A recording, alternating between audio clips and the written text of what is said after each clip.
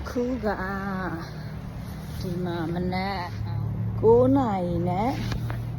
16 မိနစ်ရှိပြီအိမ်မှာရေချိုးရတာပြင်းလို့အွန်ဆန်မှာသွားချိုးမလို့ဒါကအွန်ဆန်သွားတယ်လား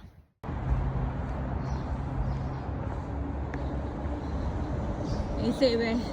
လူတရားမှမရှိဘူးလူတွေအကုန်လုံးတစ်ခုမှသွားပြီးတော့အလုပ်လုပ်တယ်ဆိုတော့ဒီမျိုးနေတယ်မှာနည်းနည်းပဲလူနည်းနည်းပဲကြံတယ်ညနေ9 နာရီ6 နာရီရထားဆိုင်ချင်းအောင်မှလူပြန်စီတာဒါကတော့ဒီမျိုးနယ်ရဲ့နာမည်ကြီးတဲ့မြစ်ပေါ့နော်အခုက spring ရောက်တော့မှဆိုတော့ရေမရှိတော့ရေကဒီလောက်ပဲရှိတော့ဒီလမ်းရဲ့အစုံမှာအွန်ဆန်ရှိတယ်ဒါကတော့ဒီမျိုးနယ်ရဲ့ဘောစီတွေနေတဲ့နေရာပေါ့နေရာတစ်ခုပေါ့နော်တခြားချမ်းသာတဲ့နေရာတွေလည်းရှိတယ်ဒီမှာဒါမြစ်ကမ်းဘေးနားအိမ်တွေပေါ့ဈေးကြီးတယ်ဒီချောင်းလေးမှာဆိုရင်ဆမ်းမဆိုရင်ညနေ3 နာရီလောက်ဆိုတော့ဒီမှာတက်နေထူပြီးတော့မှအကင်လောက်စားတာခလေးလေးတွေရေချောင်းထဲမှာစင်းစော်တာတွေလောက်တာပေါ့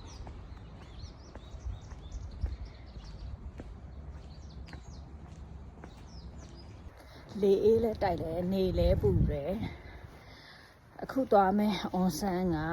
ချိုးမျိုးရဲ့ top 10ထဲမှာပါတယ်လို့ပြောတယ်အရင်ကတော့တရုတ်ထိုးတွေအရန်လာတယ်သူကအောက်ဒိုးအွန်ဆန်မို့လို့ကြိုက်တာတချို့အွန်ဆန်နေရလေတိုက်ခန်းအလုံးပိတ်ကြီးတွေဒီအွန်ဆန်ကြတော့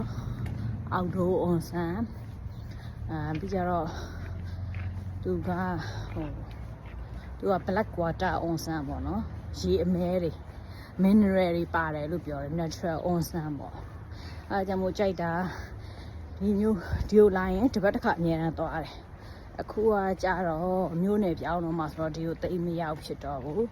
ဒါနောက်ဆုံးတစ်ချိန်ပေါ့なんでそんな多いんいや効率だから outfit ကဒီမှာပါဖာက champion pants ကလည်း champion နှစ်ခုစလုံး expo ကဝယ်တာပါဖာကနည်းနည်းတော့ကြီးနေတယ်ဒါပေမဲ့ကလေးဆိုင်တဲ့အကြီးဆုံးဝယ်ထားတာဖနက်ကလည်း Japan expo ပဲ House of Fashion ရလားမသိဘူး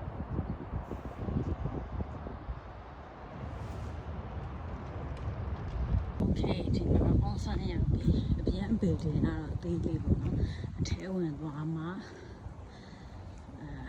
outdoor service ရှိတယ်ရေဘူးစားစိမ်ပြီးရင်ဒီမှာပန်းကြုံစားမလားတံမူရာကျော်စားမလားစားလို့ကောင်းတယ်โอเคဟိုမှာဂျပန်မှာ search တွေပါလေရှိတယ်နော်ဟုတ်တယ် this one အထဲရရလို့မရတော့ဘူးနော်